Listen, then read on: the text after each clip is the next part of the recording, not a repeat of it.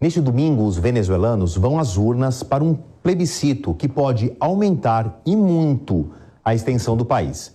O presidente Nicolás Maduro quer aprovação popular para anexar mais da metade do território da vizinha Guiana.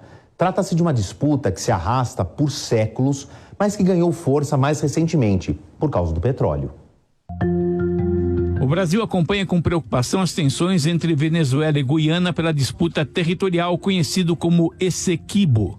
A embaixadora Gisela Maria Figueiredo, secretária para a América Latina e Caribe do Itamaraty, disse esperar que a América do Sul permaneça em um ambiente de paz e cooperação, mediante tantos conflitos armados pelo mundo. Na linguagem diplomática, a mensagem da chancelaria brasileira é que o governo do presidente Lula observa os movimentos de perto, sem a intenção de intervir num primeiro momento.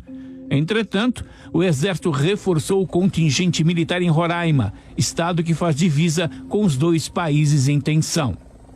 Venezuela e Guiana mantêm uma disputa pelo Essequibo, um território de 160 mil quilômetros quadrados, desde o final do século XVIII.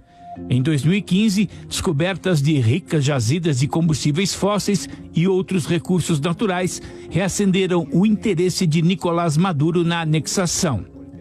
Para conter o apetite do governo vizinho, o presidente da Guiana apresentou um plano de estabelecer bases militares no terreno em disputa.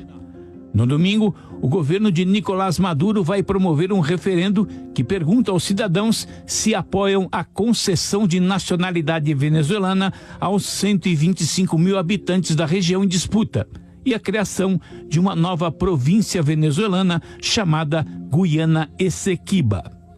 A Guiana critica a votação e espera que a disputa possa ser resolvida pela Corte Internacional de Justiça, cuja jurisdição sobre o caso do Essequibo não é reconhecida por Caracas.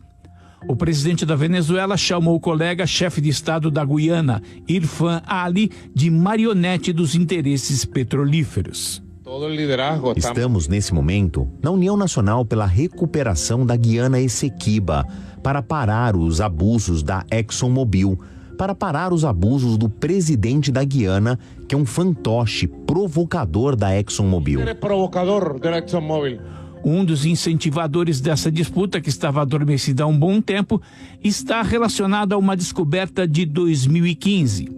A gigante americana ExxonMobil encontrou 11 bilhões de barris de petróleo em Essequibo. Esse volume de combustível equivale a 60% da reserva brasileira do pré-sal.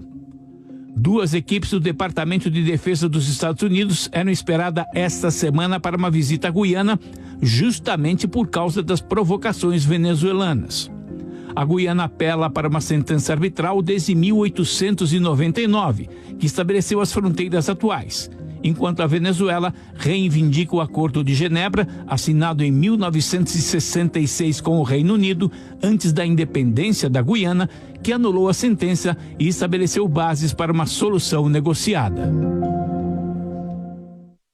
Eu concordo que Guiana, Essequibo, não faz muito parte ali do nosso inconsciente da geografia da América do Sul. Então eu fiz um mapa. Tá aqui, ó. O que a Venezuela pretende, estes mais de 160 mil quilômetros que pertencem à Guiana, ali mais ou menos, mas já foram da Venezuela e tudo mais, riquíssimas em substratos no subsolo, petróleo e minério.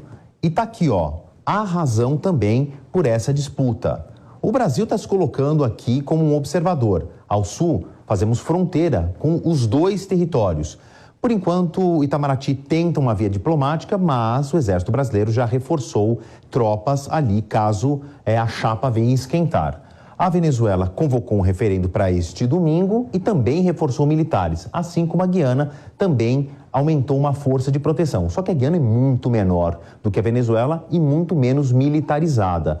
A gente tem aqui um cenário bastante complicado. E no meio do caminho, empresas americanas e inglesas que extraem o petróleo. O petróleo é valioso, mas é difícil de tirar da terra. Então, americanos e ingleses há mais de um século têm essa tecnologia e vêm explorando aqui o Essequibo. Feito isso, eu volto a falar com a professora Carol Professora Carol, a gente está conversando aqui no final de semana, mas na sexta-feira, uma derrota para Nicolás Maduro, presidente, como preferem chamar alguns, ditador da Venezuela, quando a corte de Haia disse: não, Maduro, você não pode fazer referendo e não pode pegar um pedaço do Essequibo aí para você, não.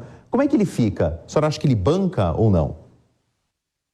Essa é uma pergunta difícil da gente responder, porque são muitas as variáveis, né, que influenciam nesse referendo, né? A gente sabe que a consulta popular por si só, ela não tem um caráter vinculante, então mesmo que a população venezuelana, e provavelmente vai indicar isso, né, pelo que a gente tem visto das sondagens, concorde que esse território pertence historicamente à Venezuela e deveria fazer parte do seu território de maneira oficial, né? Inclusive, aqui um parênteses, nós que já estivemos lá, né, Favalli, a gente sabe que os venezuelanos tendem a ser muito nacionalistas e quando eles estudam na escola o mapa da Venezuela, essa faixa já aparece como sendo deles, né? Não aparece como você nos mostrou aí, em conflito, Rasurada, né? Não tá, exato, rasurada. Então, a gente tem essa identidade nacional ligada a esse território, eles acreditam que esse território é deles, então possivelmente o referendo vai indicar algo nesse sentido, né? As pessoas que estão dispostas a votar